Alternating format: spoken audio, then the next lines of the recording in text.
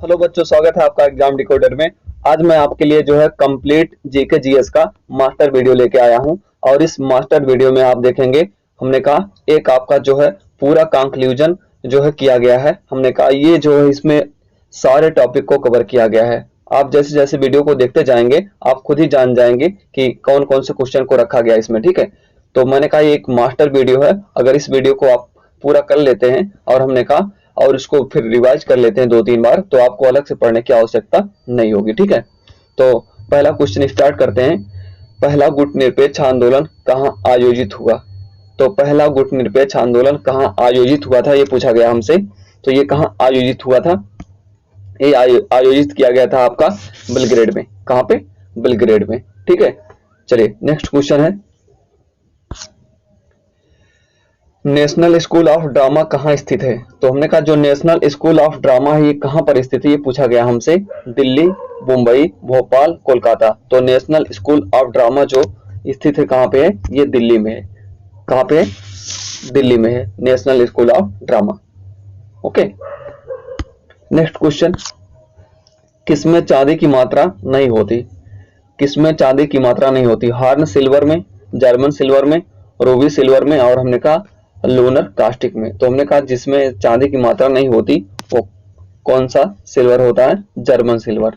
ठीक है, German silver में हमने कहा चांदी की मात्रा नहीं होती। अगला प्रश्न हमारा, किडनी की कार्यात्मक इकाई है? तो हमने कहा जो किडनी की कार्यात्मक इकाई है वह न्यूरॉन है, नेफ्रॉन है, एरॉन है या आर्टरीज है? तो किडनी की जो कार्यात्मक इकाई है वह क्या है? नेफ्रॉन। क्या कहते हैं उसको? नेफ्रॉन कहते हैं। जो हमने कहा किडनी की कार्यात्मक इकाई उसको क्या कहते हैं? नेफ्रॉन कहते हैं। ओके, तो थोड़ा स्पीड में चलेंगे क्योंकि हमने कहा इसमें बहुत सारे क्वेश्चन को मैंने समाहित किया हुआ है और जिससे बड़ा वीडियो ना बन जाए, ज्यादा आपका समय ना चला जाए, इसलिए मैंने कहा थोड़ा सा स्पीड में चलेंगे जिससे सारे क्वेश्चन हमारे जो है कम समय में कवर हो जाए। ओके, चलिए नेक्स्ट क्वेश्चन है, भारतीय संविधान का व्याख्याकार कौन है? तो हमने कहा भारतीय संविधान का व्याख्याकार कौन है, जिसे हमने कहा कि भारतीय संविधान की व्याख्या कौन करता है, ये पूछा गया हमसे। तो कौन व्याख्याकार है भारतीय संविधान का? हमारा जो सर्वोच्च न्यायालय। ठीक है, अगर हमने कहा भारतीय संविधान में किसी भी अनुच्छेद को लेकर कोई विवाद होता है तो उसकी व्याख्या कौन करेगा? उसकी व्याख्या करेगा आपका सर्वोच्च न्यायालय। चलिए अगला प्रश्न हमारा, नए राज्य बनाना उसके नाम और सीमाओं में परिवर्तन करने का अधिकार किसको है? तो हमने कहा नए राज्य बनाना और उसके नाम और सीमाओं में परिवर्तन करने का अधिकार किसको है, ये पूछा गया है। तो हमने कहा नए राज्य बनाना या उसकी सीमाओं या उसके नामों में परिवर्तन करने का अधिकार हमारी संसद को है। कौन करता है? हमारी संसद करता है। हमारी संसद नए राज्य बना सकता है या किसी राज्य का नाम बदल सकता है। ये सारे अधिकार किसको प्राप्त है? हमारी संसद को प्राप्त है। ओके, नेक्स्ट क्वेश्चन है, कुल्लू घाटी किसके बीच स्थित है? तो हमने कहा कुल्लू घाटी किसके बीच स्थित है? तो आपकी कुल्लू घाटी जो है ये हमने कहा महान हिमालय और शिवालिक के मध्य स्थित है। महान हिमालय और शिवालिक के मध्य स्थित है आपकी कुल्लू घाटी। अगला देखिएगा हमारा, माजुली विश्व का सबसे बड़ा नदी द्वीप किस राज्य में स्थित है? तो हमने कहा जो माजुली विश्व का सबसे बड़ा नदी द्वीप है ये कहाँ पर स्थित है? अरुणाचल प्रदेश में, मेघालय में, असम में या मिजोरम में? तो माजुली विश्व का सबसे बड़ा हमने कहा जो नदी द्वीप है ये आपका कहाँ पे है? ये आपका असम में है। कहाँ पे? असम राज्य में, क्योंकि ब्रह्मपुत्र नदी असम में बहती है और उसी असम नदी के किनारे आप जानते हैं, असम नदी के मध्य में आप जानते हैं माजुली द्वीप आपका जो विश्व का सबसे बड़ा नदी द्वीप स्थित है। ओके, नेक्स्ट क्वेश्चन हमारा, सिकंदर और पोरस की सेनाओं के बीच आमने सामने किस नदी के तट पर युद्ध हुआ था? तो हमने कहा जो सिकंदर की सेना थी और पोरस की सेना थी, हमने कहा दोनों की सेनाओं के मध्य हमने कहा जो युद्ध हुआ था किस नदी के तट पर हुआ था, ये पूछा गया हमसे। तो ये हुआ था हमारा जो है झेलम नदी के तट पर। किस नदी के तट पर? झेलम नदी के तट पर सिकंदर और पोरस की सेनाओं में भिड़ंत हुआ था। ओके, चलिए अगला महत्वपूर्ण क्वेश्चन है हमारा, निम्नलिखित में से कौन आग्नेय शैल का उदाहरण नहीं है? तो कौन आग्नेय शैल का उदाहरण नहीं है? Dolomite, granite, gabbro, basalt. तो आग्नेय शैल का उदाहरण कौन नहीं इसमें? तो देखिए जो आपका हमने कहा ग्रेनाइट है ये आग्नेय शैल का उदाहरण है, गैब्रो आपका जो है आग्नेय शैल का उदाहरण है, बेसाल्ट आपका आपका जो है हमने कहा आग्नेय शैल का उदाहरण है, लेकिन आपका जो डोलोमाइट है हमने कहा आग्नेय शैल का उदाहरण नहीं है। तो डोलोमाइट इसमें आग्नेय शैल का उदाहरण नहीं, बाकी सारे जो है आग्नेय शैल के उदाहरण हैं। अगला प्रश्न है दशमलव मुद्रा पद्धति कब शुरू की गई? ये दशमलव प्रणाली जो कहा जाता है, दशमलव प्रणाली की शुरुआत कब हुई थी? तो ये दशमलव मुद्रा पद्धति की शुरुआत हुई थी आपकी 1956 में। कब? 1956 में दशमलव मुद्रा पद्धति की शुरुआत हुई थी। नेक्स्ट क्वेश्चन है भारत में कोई भी व्यक्ति अधिकतम कितनी बार प्रधानमंत्री बन सकता है? तो हमने कहा कोई भी व्यक्ति भारत में कितनी बार प्रधानमंत्री बन सकता है, ये क्वेश्चन पूछा गया है। 3 बार, 5 बार, 7 बार, कितनी भी बार। तो हमने कहा कोई समय सीमा नहीं है, हमने कहा कोई जो है इस प्रकार का टर्म नहीं कि कौन कितनी बार जो है प्रधानमंत्री बन सकता है। तो इसमें कौन सा विकल्प सही होगा? हमारा विकल्प हमारा डी। ओके, कितनी भी बार कोई व्यक्ति हमारे यहाँ प्रधानमंत्री बन सकता है, कोई समय सीमा नहीं कितनी बार बनेगा। यामिनी कृष्ण मूर्ति किस नृत्य शैली के लिए प्रसिद्ध हैं? तो हमने कहा जो यामिनी कृष्ण मूर्ति हैं ये किस शैली के लिए प्रसिद्ध हैं? मणिपुरी के लिए, भरतनाट्यम के लिए, कथक के लिए, गरबा के लिए। तो जो हमने कहा यामिनी कृष्ण मूर्ति हैं ये किस शैली की नृत्यांगना है? तो ये है आपके भरतनाट्यम की। किसकी है? भरतनाट्यम की। ठीक है, जो शास्त्रीय संगीत हमारा भरतनाट्यम उससे संबंधित है, या शास्त्रीय नृत्य हमारा भरतनाट्यम उससे संबंधित है आपकी यामिनी कृष्ण मूर्ति। ओके, नेक्स्ट क्वेश्चन, रैंड किस देश की मुद्रा है? तो ये हमने कहा जो रैंड करेंसी है, रैंड जो मुद्रा है ये अफ्रीका की मुद्रा है। दक्षिण अफ्रीका की मुद्रा आपकी कौन सी है? रैंड। अगला क्वेश्चन हमारा, राष्ट्रीय ग्रामीण विकास संस्थान कहाँ है? तो हमने कहा जो राष्ट्रीय ग्रामीण विकास संस्थान है ये आपका हैदराबाद में स्थित है। कहां पर? हैदराबाद में। राष्ट्रीय ग्रामीण विकास संस्थान कहां पर है? हैदराबाद में स्थित है। अगला महत्वपूर्ण क्वेश्चन हमारा, निम्नलिखित में से किस में न्यूनतम आवृत्ति होती है? किसमें हमने कहा न्यूनतम आवृत्ति होती है? दृश्य प्रकाश में, गामा किरणें, एक्स किरणें, पराबैंगनी किरणों में। तो हमने कहा जो न्यूनतम आवृत्ति होती है किन किरणों में होती है? गामा किरणों में होती है। इसमें गामा किरणों में हमने कहा न्यूनतम आवृत्ति होती है। ओके, नेक्स्ट क्वेश्चन हमारा, नगद आरक्षित अनुपात उपकरण है। तो हमने कहा जो आपका कैश रिजर्व रेशियो होता है जिसको हम SLR भी कहते हैं, CRR कहते हैं। कैश रिजर्व रेशियो क्या कहते हैं? CRR कहते हैं। तो नगद आरक्षित अनुपात उपकरण है, किसका उपकरण है? तो हमने कहा आपके मौद्रिक नीति का उपकरण है। किसका? मौद्रिक नीति का उपकरण है नगद आरक्षित अनुपात उपकरण। ओके, अगला प्रश्न हमारा, गोस्वामी तुलसीदास द्वारा रचित रामचरितमानस का सबसे छोटा कांड कौन सा है? तो गोस्वामी तुलसीदास द्वारा रचित रामचरितमानस का सबसे छोटा कांड पूछा गया है। तो आप जानते हैं सबसे बड़ा कांड जो है रामायण का वो बाल कांड है, और सबसे छोटा कांड जो है वो कौन सा है? हमने कहा वो आपका किष्किंधा कांड है। कौन सा कांड है? किष्किंधा कांड। ये आपका सबसे छोटा कांड है और सबसे बड़ा कांड आपका बाल कांड है। ओके, अगला हमारा, आधुनिक हिंदी साहित्य का पिता किसे कहा जाता है? तो हमने कहा जो आधुनिक हिंदी साहित्य का पिता है वो कौन है? तो आधुनिक हिंदी साहित्य का पिता कहा जाता है भारतेंदु हरिश्चंद्र को। किसको कहते हैं? भारतेंदु हरिश्चंद्र को कहते हैं आधुनिक हिंदी साहित्य का पिता। ओके, नेक्स्ट क्वेश्चन, शतरंज की ग्रैंड मास्टर बनने वाली पहली भारतीय महिला खिलाड़ी कौन है? तो हमने कहा शतरंज में जो ग्रैंड मास्टर बनी वो हमने कहा पहली भारतीय महिला खिलाड़ी कौन है, उनका नाम पूछा गया है। तो हमने कहा एस विजय लक्ष्मी। ये हमने कहा प्रथम भारतीय महिला है जो हमने कहा ग्रैंड मास्टर बनने वाली महिला है। एस विजय लक्ष्मी प्रथम ग्रैंड मास्टर महिला है शतरंज में। अगला प्रश्न हमारा, पारिस्थितिकी तंत्र में तत्वों के चक्रण को क्या कहते हैं? तो हमने कहा पारिस्थितिकी तंत्र में तत्वों के चक्रण को क्या कहा जाता है? रासायनिक चक्र, जैव भू रासायनिक चक्र, भूवैज्ञानिक चक्र या भू रासायनिक चक्र। तो हमने कहा जो पारिस्थितिकी तंत्र में तत्वों के चक्रण को क्या कहते हैं? जैव भू रासायनिक चक्र कहते हैं। क्या कहते हैं इसको? जैव भू रासायनिक चक्र कहा जाता है। जैव हो नहीं है, भू, ठीक है, जैव भू रासायनिक चक्र।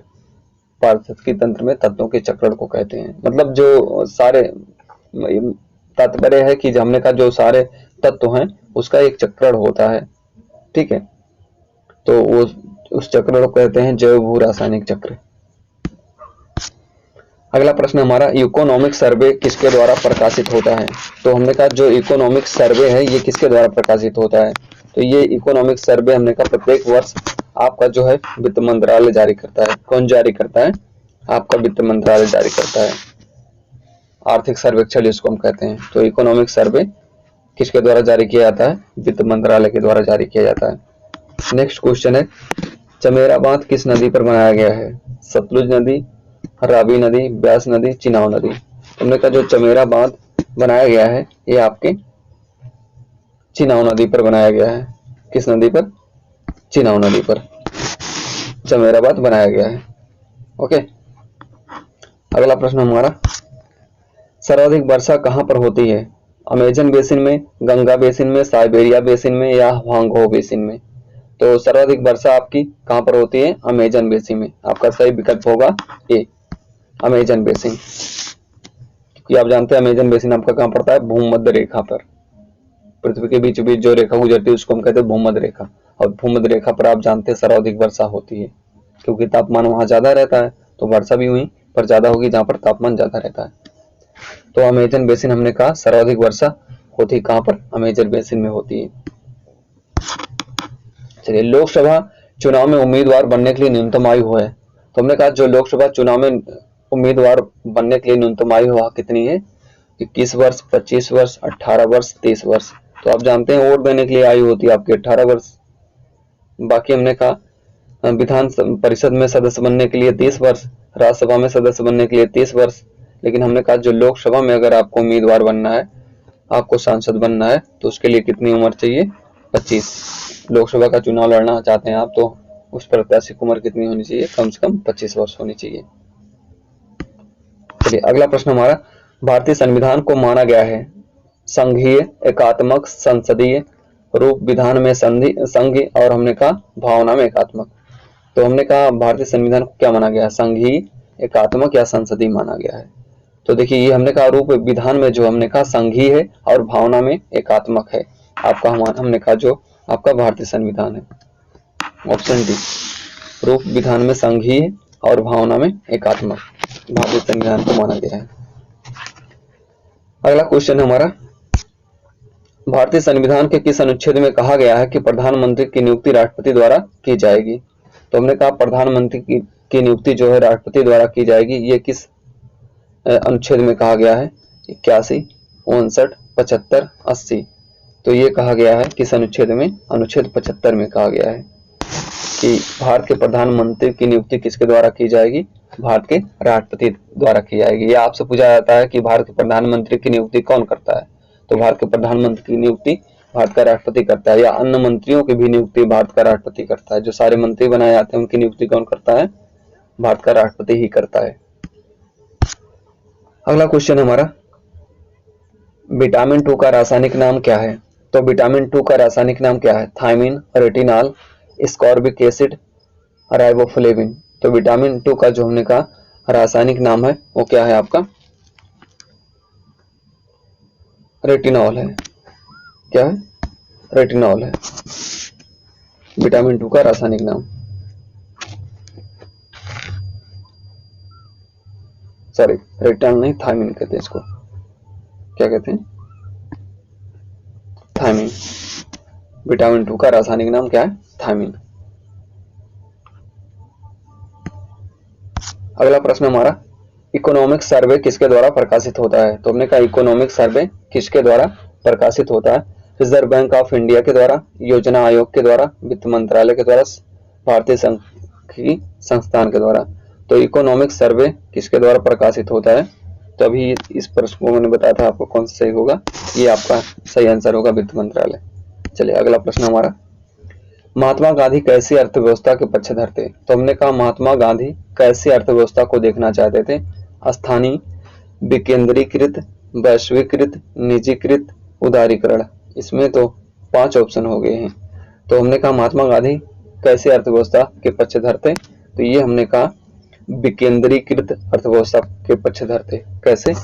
विकेंद्रीकृत अर्थव्यवस्था के पक्षधर थे। ठीक है।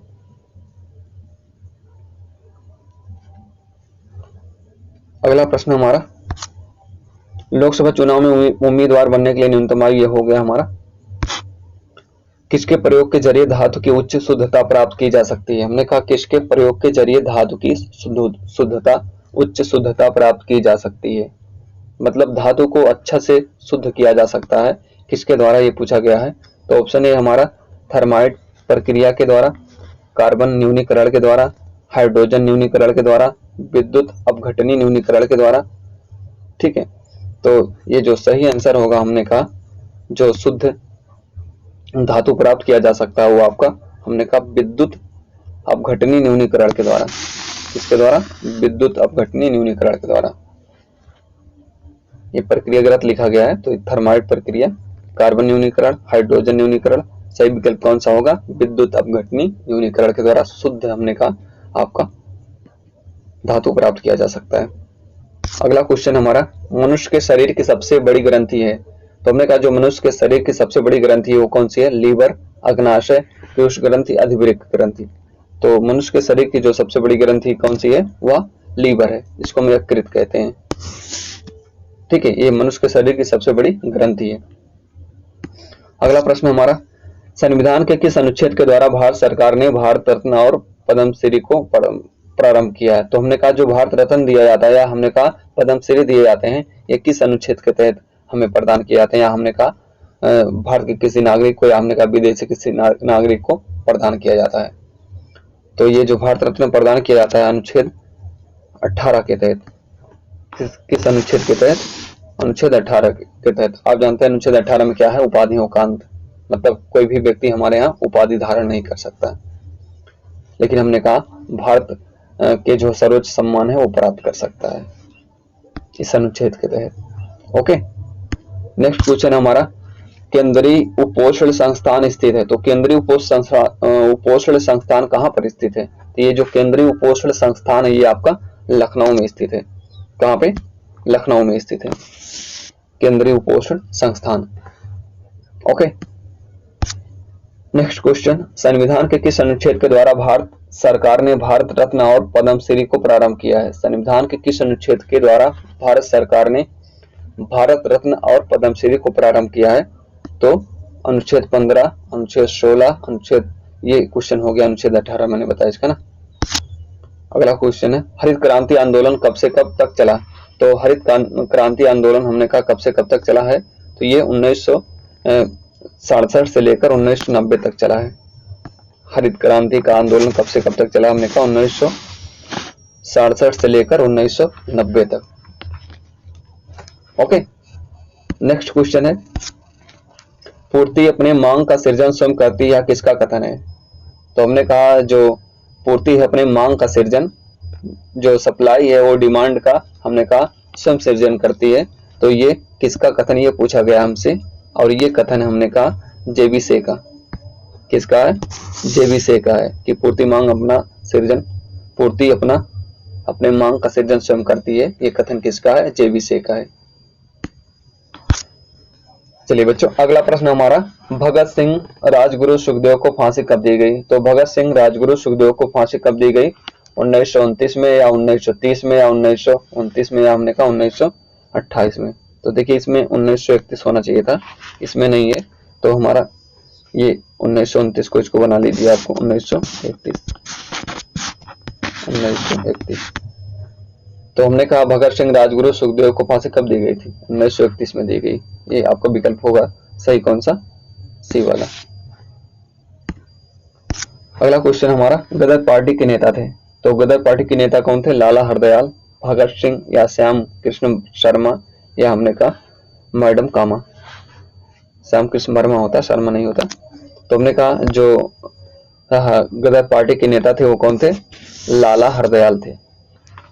ओके, अगला क्वेश्चन हमारा, इनमें से कौन सी पुस्तक सरोजिनी नायडू द्वारा लिखित नहीं है? तो हमने कहा इनमें से कौन सी पुस्तक सरोजिनी नायडू द्वारा नहीं लिखित है, ये पूछा गया है।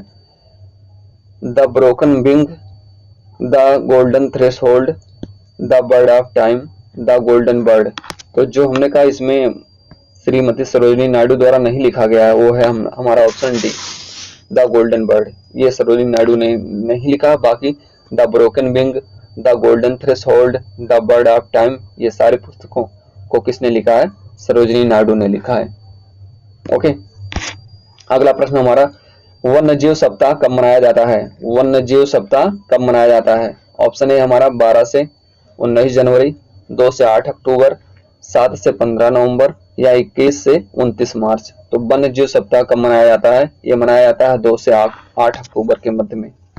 वन्य जीव सप्ताह 2 से 8 अक्टूबर के मध्य में मनाया जाता है। चलिए अगला प्रश्न है, ब्रिटिश शासन को भारत से उखाड़ फेंकने के लिए इनमें से किसने फ्रांसीसियों से मदद मांगी थी? हाँ, तो हमने ये कहा कि जो है ब्रिटिश शासन को यहाँ से उखाड़ फेंकने के लिए फ्रांसीसियों से मदद किसने मांगी थी, ये पूछा गया है। तो ये मदद मांगी थी टीपू सुल्तान ने। टीपू सुल्तान ने फ्रांसीसियों से मदद मांगी कि यहाँ ब्रिटिश को जो है उखाड़ कर जो है फेंक दिया जाए या उनको बाहर कर दिया जाए भारत से, जो यहाँ पर हमने कहा उनकी सारी गतिविधियां हैं, ठीक है, उसके लिए उनको। अगला क्वेश्चन हमारा, भूमि मापांकन की व्यवस्था किसके द्वारा प्रारंभ किया गया? तो भूमि मापांकन की हमने कहा जो भूमि मापांकन की प्रणाली का प्रारंभ किया गया था, ये किसके द्वारा प्रारंभ किया गया था, ये पूछा गया हमसे। तो ये किसने शुरू किया था? ये शेरशाह सूरी ने शुरू किया था। कौन शुरू किया था? शेरशाह सूरी ने, ठीक है, भूमि मापांकन की व्यवस्था।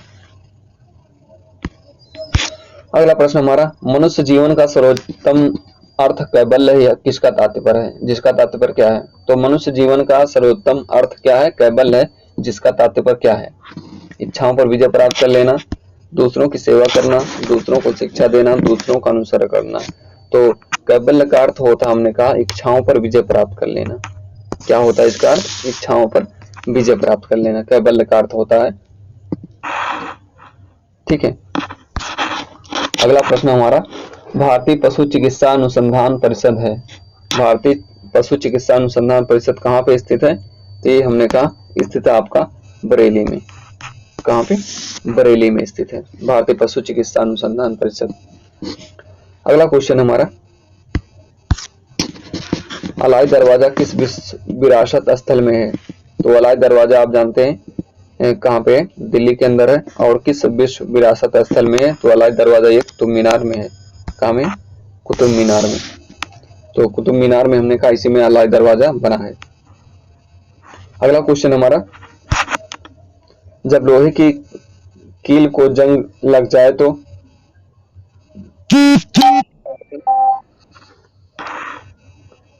बढ़ेगा कि घटेगा? ना तो बढ़ेगा ना तो घटेगा, इनमें से कोई नहीं।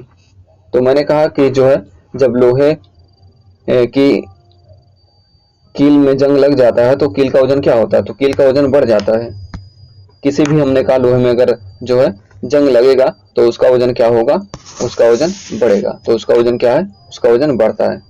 ओके, अगला प्रश्न हमारा, भारत के प्रथम गृह मंत्री इनमें से कौन थे? तो भारत के जो प्रथम गृह मंत्री थे वो कौन थे? आप जानते, भारत के पहले जो होम मिनिस्टर थे वो आपके सरदार वल्लभ भाई पटेल थे। प्रथम गृह मंत्री कौन थे? सरदार वल्लभ भाई पटेल, भारत के प्रथम गृह मंत्री। अगला क्वेश्चन हमारा, भारत का पिकासो किसे कहा जाता है? तो जो भारत का पिकासो कहते हैं, पिकासो जो थे एक हमने कहा चित्रकार थे, बहुत फेमस जो है विश्व में बहुत ज्यादा हमने कहा प्रसिद्ध चित्रकार थे पिकासो। और हमने कहा भारत का पिकासो किसे कहते हैं? तो ये मकबूल फिदा हुसैन को कहते हैं। भारत के बहुत बड़े चित्रकार हैं मकबूल फिदा हुसैन, इसीलिए इनको भारत का पिकासो कहा जाता है। अगला क्वेश्चन हमारा, भारत में राष्ट्रीय उपभोक्ता दिवस मनाया जाता है। तो भारत में जो राष्ट्रीय उपभोक्ता दिवस मनाया जाता है ये 24 नवंबर, 24 सितंबर या 24 अप्रैल या हमने कहा 24 जनवरी। तो कब मनाया जाता है? तो ये मनाया जाता है 24 दिसंबर को, ना कि सितंबर को। इसको सितंबर नहीं, इसको आप क्या कर लेंगे? इसको कर लेंगे आप, मैंने कहा दिसंबर, ठीक है, दिसंबर। 24 दिसंबर को भारत में राष्ट्रीय उपभोक्ता दिवस मनाया जाता है। सही विकल्प कौन सा होगा? विकल्प बी, 24 दिसंबर। अगला क्वेश्चन हमारा, एक वयस्क के व्यक्ति में लाल रक्त कोशिकाओं की सामान्य संख्या होती है। तो हमने कहा जो लाल रक्त कोशिकाएं होती है उसके व्यास में हमने कहा जो है सामान्य जो है कोशिकाओं की कुल संख्या कितनी होती है पूछा गया है। तो हमने कहा 4.5 से लेकर 6.1 तक कितना होता है, 4.5 से लेकर 6.1 लाख तक हमने कहा लाल रक्त कोशिकाओं की सामान्य संख्या होती है। लाख में होती है 4.5 से लेकर हमने कहा 6.1 लाख तक सेल्स की संख्या होती है। अगला क्वेश्चन हमारा, प्रसिद्ध बांसुरी वादक हरिप्रसाद चौरसिया का जन्म कहाँ हुआ। तो हमने कहा जो प्रसिद्ध बांसुरी वादक हरिप्रसाद चौरसिया का जन्म हुआ वो कहाँ पर हुआ है। तो इनका जन्म हुआ आपके प्रयागराज में। कहाँ पर, प्रयागराज में। बांसुरी वादक में पूछा जाता है कि हरिप्रसाद चौरसिया का संबंध किस वाद्य यंत्र से है, तो बांसुरी वादन से है। और ये कहाँ पैदा हुए थे, प्रयागराज में। नेक्स्ट क्वेश्चन, भारत में 30 जनवरी को किस दिवस के रूप में मनाया जाता है। तो भारत में 30 जनवरी को किस दिवस के रूप में मनाया जाता है, पितृ दिवस, शहीद दिवस, मातृ दिवस, शिक्षक दिवस। तो हमने कहा 30 जनवरी को शहीद दिवस के रूप में मनाया जाता है, शहीद। ठीक है, बड़ा सा होना चाहिए, शहीद दिवस के रूप में मनाया जाता है 30 जनवरी को। नेक्स्ट क्वेश्चन हमारा, टाइलिन एंजाइम का संबंध किससे है। तो हमने कहा जो टाइलिन एंजाइम है इसका संबंध किससे है, आंतररस से, जठर रस से, लार से, उपयुक्त में से किसी में भी नहीं। तो हमने कहा जो टाइलिन एंजाइम पाया जाता है आपके लार में पाया जाता है। किस में पाया जाता है, लार में पाया जाता है टाइलिन एंजाइम।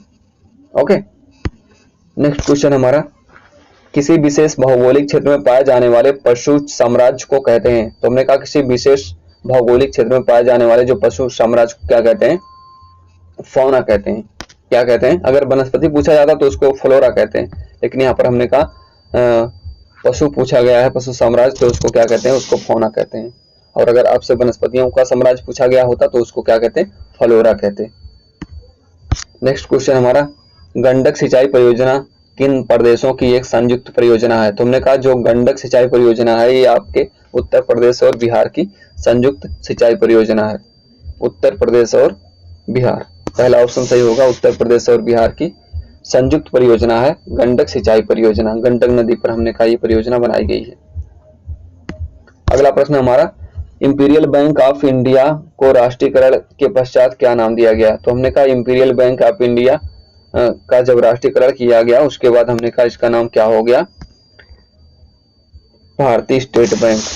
क्या नाम हो गया इसका, स्टेट बैंक, जिसको हम कहते हैं भारतीय स्टेट बैंक। ठीक है, स्टेट बैंक ऑफ इंडिया, हाँ इसका नाम हो गया था उसके बाद, इंपीरियल बैंक बाद भारतीय स्टेट बैंक। अगला प्रश्न हमारा,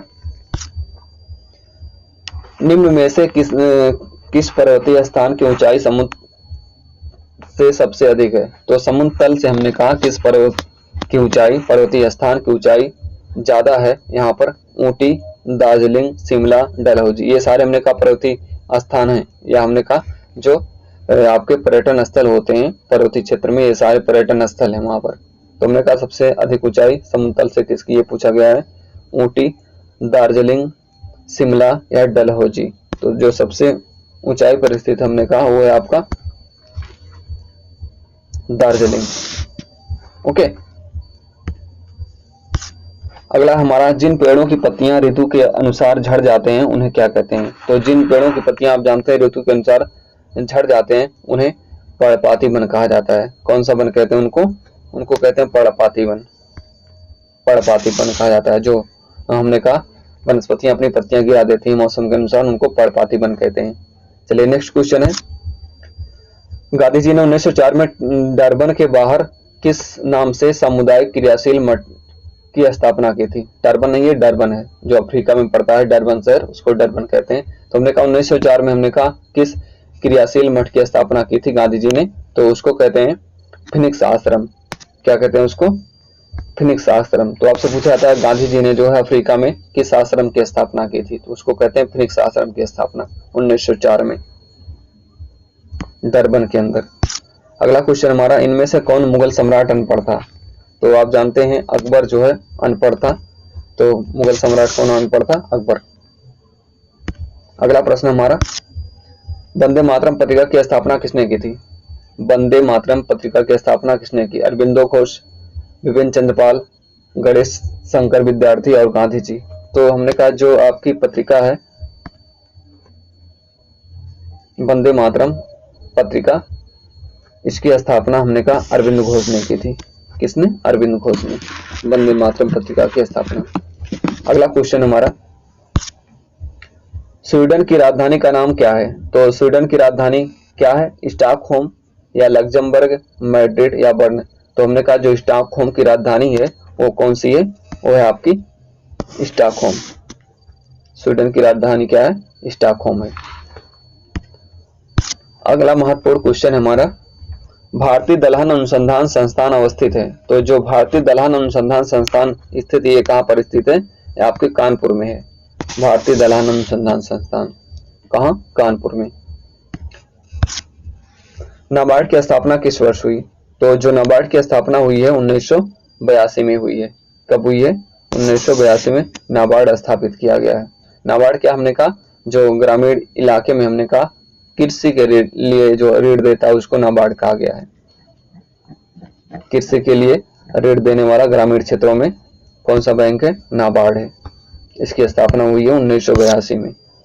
मोटर गाड़ियों में साइड की वस्तुओं को देखने के लिए प्रयुक्त दर्पण होता है। तो हमने कहा जो मोटर गाड़ियों में हमने कहा साइड की वस्तुओं को देखने के लिए दर्पण लगा होता है कि पीछे गाड़ियां आ रही हैं या क्या आ रहा है, कौन सा ऑब्जेक्ट पीछे आ रहा है, उसको देखने के लिए हमने कहा किस दर्पण का प्रयोग होता है? तो वह होता है आपका उत्तल दर्पण। क्या होता है? उत्तल दर्पण होता है। ओके, नेक्स्ट क्वेश्चन हमारा, विशाखा दत्त द्वारा रचित मुद्रा राक्षस कौन सी भाषा में लिखी गई है? ये शाखा नहीं, इसको विशाखा कर लेना। विशाखा दत्त कहते हैं उनको, उनका नाम है विशाखा दत्त। तो विशाखा दत्त द्वारा रचित मुद्रा राक्षस कौन सी भाषा में लिखी गई है? तो ऑप्शन ए है तमिल, ऑप्शन बी है पाली, ऑप्शन सी है हिंदी, ऑप्शन डी है संस्कृत। तो किस भाषा में लिखी गई है? तो ये संस्कृत भाषा में लिखी गई है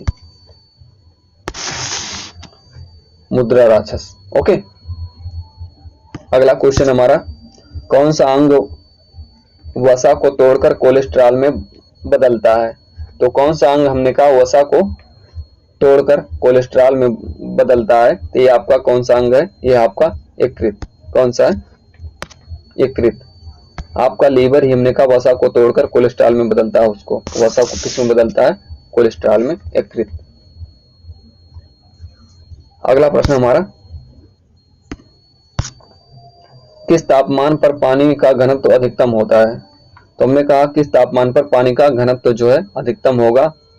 0 डिग्री सेल्सियस पर, 100 डिग्री सेल्सियस पर, 4 डिग्री सेल्सियस पर, या हमने कहा 250 डिग्री सेल्सियस पर। तो हमने कहा जो जिस तापमान पर पानी का सर्वाधिक घनत्व होता है वो हमने कहा 4 डिग्री सेल्सियस पर होता है। किस पर? 4 डिग्री सेल्सियस पर होता है। ग्राम पंचायत में ग्राम के वार्डों में चुने हुए कितने सदस्य होते हैं जिन्हें पंच कहा जाता है? तो हमने कहा जो ग्राम पंचायतें होती हैं वहां के जो वार्ड में सदस्य चुने जाते हैं, तो हमने कहा उन जिनको पंच कहा जाता है वो कितने सदस्य होते हैं कम से कम, और मैक्सिमम कितने सदस्य होंगे? तो हमने कहा कम से कम आपके 7 सदस्य होते हैं और मैक्सिमम कितने होते हैं? 17। तो 7 से लेकर होते हैं 17 सदस्य। ठीक है, पंचायत के अंदर जो सदस्य होते हैं वार्डों से। अगला प्रश्न हमारा, किस वर्ष भारत में बैंकों का राष्ट्रीयकरण किया गया? तो बैंकों का राष्ट्रीयकरण आप जानते हैं 1969 में किया गया है, और 1969 में हमने कहा प्रथम चरण में 14 बैंकों का राष्ट्रीयकरण किया गया था। तो बैंकों का राष्ट्रीयकरण कब हुआ? 1969 में हुआ। अगला प्रश्न है, लोकसभा में मतदान बराबर होने की स्थिति में निर्णायक मत देने का अधिकार किसको है? अगर हमने कहा लोकसभा में किसी भी मामला पर या किसी भी बिल पर हमने कहा कि मतदान बराबर हो जाता है, सत्ता पक्ष और हमने कहा विपक्ष का मतदान बराबर हो जाता है, ऐसी स्थिति में हमने कहा निर्णायक मत देने का अधिकार किसको है? वो है लोकसभा अध्यक्ष को। किसको है? लोकसभा अध्यक्ष को निर्णायक मत देने का अधिकार है। ओके, चलिए अगला प्रश्न है, भारतीय संविधान में भारत के राष्ट्रपति के पास अध्यादेश जारी करने की शक्ति प्राप्त है। अध्यक्ष जारी नहीं, अध्यादेश लिख लेना इसको। अध्यादेश जारी करने की शक्ति प्राप्त है। तो अध्यादेश किस अनुच्छेद के द्वारा जारी किया जाता है? तो जो अध्यादेश राष्ट्रपति जारी करता है वह अनुच्छेद 123 के द्वारा जारी करता है। अध्यादेश का मतलब होता है अगर हमने कहा संसद सत्र नहीं चल रहा हो, ऐसी दशा में कोई मामला आ जाता है जिस पर कानून बनाना बहुत आवश्यक हो जाता है, तो ऐसी दशा में राष्ट्रपति क्या करता है, क्योंकि राष्ट्रपति मालिक होता है देश का, तो उसको उस हमने कहा स्थिति से निपटने के लिए कोई ना कोई कदम उठाना पड़ेगा। तो ऐसी स्थिति में संसद सत्र तो चल नहीं रहा कि कानून बनेगा, तो ऐसी स्थिति में हमने कहा अध्यादेश जारी करके, एक प्रकार का आदेश जारी करके हमने कहा जो उतना ही जिस महत्वपूर्ण होता है जितना हमने कहा संसद में बना कानून महत्वपूर्ण होता है, तो ये अनुच्छेद 123 के द्वारा, ठीक है, ये जारी किया जाता है। निम्न में से किसके द्वारा 1857 के सिपाही विद्रोह को विद्रोह नहीं कहा गया है? तो हमने कहा सिपाही विद्रोह 1857 की क्रांति को किसने सिपाही विद्रोह नहीं कहा है, ये पूछा गया है। तो जॉन लॉरेंस ने जो हमने कहा इसको सिपाही विद्रोह नहीं कहा था, 1857 की क्रांति को सिपाही विद्रोह नहीं कहा था जॉन लॉरेंस ने। अगला प्रश्न हमारा, सविनय अवज्ञा आंदोलन का उद्देश्य क्या था? तो सविनय अवज्ञा आंदोलन का जो उद्देश्य था वो हमने कहा नमक कानून को तोड़ना था। तो ऑप्शन कौन सा सही होगा हमारा? ऑप्शन ए सही होगा, नमक कानून को तोड़ना सविनय अवज्ञा आंदोलन का उद्देश्य था। सम्राट अशोक का कौन सा शिलालेख कलिंग पर उनकी विजय का उल्लेख करता है? तो हमने कहा सम्राट अशोक का कौन सा शिलालेख कलिंग विजय पर उनकी विजय का उल्लेख करता है? तो ये शिलालेख कौन सा है आपका? 13वां शिलालेख उनकी विजय के बारे में बताता है, जो उन्होंने विजय प्राप्त की थी कलिंग पर। ओके, अगला प्रश्न हमारा, भारत के राष्ट्रपति की नियुक्ति किसके द्वारा की जाती है? तो जो भारत के राष्ट्रपति की नियुक्ति की जाती है ये कौन करता है? भारत का प्रधानमंत्री करता है। सॉरी ये जो भारत के राष्ट्रपति के बारे में पूछा गया है, तो इसकी नियुक्ति कौन करता है? तो भारत के राष्ट्रपति की नियुक्ति करता है मुख्य न्यायाधीश। जो सर्वोच्च न्यायालय का मुख्य न्यायाधीश होता है वही भारत के राष्ट्रपति की नियुक्ति करता है, याद रखिएगा, और वही शपथ भी दिलाता है भारत के राष्ट्रपति को। अगला प्रश्न हमारा, निम्न में से कौन हरित गृह गैस नहीं है? तो ये हमने कहा निम्न में से कौन हरित गृह गैस नहीं है? मीथेन, नाइट्रोजन, कार्बन डाइऑक्साइड या क्लोरोफ्लोरोकार्बन। तो हरित गृह गैस कौन सी नहीं इसमें? तो आप जानते हैं हरित गृह गैस, मीथेन भी हरित गृह गैस है, और कार्बन डाइऑक्साइड भी हरित गृह गैस है, क्लोरोफ्लोरोकार्बन भी हरित गृह गैस है, लेकिन नाइट्रोजन जो है ये आपकी हरित गृह गैस नहीं है। तो सही विकल्प कौन सा होगा? आपका बी विकल्प। अगला प्रश्न हमारा, थंडर ड्रैगन की भूमि किसे कहा जाता है? तो थंडर ड्रैगन की भूमि किसको कहते हैं? भूटान को कहते हैं थंडर ड्रैगन की भूमि, भूटान को। अगला प्रश्न हमारा, बंगाल का पहला गवर्नर जनरल कौन था? तो जो बंगाल का पहला गवर्नर जनरल था वो कौन था? वारेन हेस्टिंग था। कौन था? वारेन हेस्टिंग, बंगाल का पहला गवर्नर जनरल। चलिए अगला प्रश्न हमारा, भारत के संविधान के किस अनुच्छेद में अल्पसंख्यकों के लिए निहित है? तो हमने कहा कौन सा अनुच्छेद अल्पसंख्यकों के लिए निहित है बनाया गया है? अनुच्छेद 21, अनुच्छेद 24, या हमने कहा अनुच्छेद 29 या अनुच्छेद 30। तो जो हमने कहा अल्पसंख्यकों के लिए अनुच्छेद है ये 29, 30 दोनों है, ठीक है। 29 भी अल्पसंख्यकों के लिए है, 30 भी अल्पसंख्यकों के लिए है। 29 में क्या है? 29 में हमने कहा कोई भी हमने कहा भाषाई या हमने कहा इस प्रकार से कोई भी अल्पसंख्यक हमने कहा क्या कर सकता है, अपनी कला एवं संस्कृति को संरक्षित कर सकता है अनुच्छेद 29 के द्वारा। और 30 के द्वारा क्या हमने कहा कि कोई भी भाषाई अल्पसंख्यक क्या कर सकता है, हमने कहा वो जो है अनुच्छेद 30 के द्वारा किसी भी संस्था का निर्माण कर सकता है, ठीक है। तो हमने कहा कला, लिपि एवं संस्कृति का संरक्षण अल्पसंख्यकों का किसके अंतर्गत है? अनुच्छेद 29 के अंतर्गत है। और हमने कहा अनुच्छेद 30 के अंतर्गत क्या है? तो हमने कहा कोई भी अल्पसंख्यक समुदाय अपना जो है कोई संस्थान स्थापित कर सकता है अनुच्छेद 30 के द्वारा। ओके, अगला क्वेश्चन है, राजस्थान की खेतड़ी खान किस लिए प्रसिद्ध है? तो जो राजस्थान की खेतड़ी खान प्रसिद्ध है, किसके लिए जाना जाता है खेतड़ी? वो तांबा के लिए जाना जाता है, तांबा के लिए खेतड़ी खान। अगला प्रश्न हमारा, सलाल पन बिजली परियोजना किस नदी पर है? तो सलाल जो पन बिजली परियोजना है ये किस नदी पर है? तो ये आपकी चिनाब नदी पर है। किस नदी पर? चिनाब नदी पर। सलाल पनबिजली परियोजना चिनाब नदी पर। जम्मू कश्मीर में सलाल पनबिजली परियोजना, कभी पूछ लिया जाता है किस राज्य में है सलाल पनबिजली परियोजना, तो जम्मू कश्मीर राज्य में है सलाल पनबिजली परियोजना। हाँ, अगला क्वेश्चन हमारा, ब्लीचिंग पाउडर का रासायनिक नाम क्या है? तो जो ब्लीचिंग पाउडर का रासायनिक नाम है उसको क्या कहते हैं? तो आप जानते हैं ब्लीचिंग पाउडर को कहा जाता है कैल्शियम ऑक्सीक्लोराइड। तो सही विकल्प कौन सा होगा? विकल्प हमारा B, calcium oxychloride bleaching powder का रासायनिक नाम है। अगला प्रश्न हमारा, अंतरराष्ट्रीय न्यायालय कहाँ स्थित है? तो अंतरराष्ट्रीय न्यायालय कहाँ पे स्थित है? स्विट्जरलैंड में, जर्मनी में, फ्रांस में, नॉर्वे में। तो अंतरराष्ट्रीय न्यायालय आपका स्विट्जरलैंड में। कहाँ पे? स्विट्जरलैंड में। अगला महत्वपूर्ण क्वेश्चन है, विश्व प्रसिद्ध खजुराहो मूर्ति कला स्थित है। तो जो हमने कहा विश्व प्रसिद्ध खजुराहो मूर्ति कला है, ये कहाँ पे स्थित है? तो आपका मध्य प्रदेश राज्य में। खजुराहो कहाँ पर है? मध्य प्रदेश में। तो हमने कहा विश्व प्रसिद्ध जो खजुराहो मंदिर है ये कहाँ पर होंगे? मध्य प्रदेश में होंगे। अगला प्रश्न हमारा, निम्न में से कौन हरित गृह गैस नहीं है? ये क्वेश्चन हो गया। अगला प्रश्न है राजस्थान की, ये भी हो गया है। अगला हमारा 100 रुपए का नोट किसके द्वारा हस्ताक्षर किया जाता है? जो हमने कहा 100 रुपए का नोट होता है वह किसके द्वारा हस्ताक्षरित होता है? उस पर हस्ताक्षर कौन करता है? ये पूछा गया है। आरबीआई, भारत के राष्ट्रपति, वित्त सचिव, वित्त मंत्री।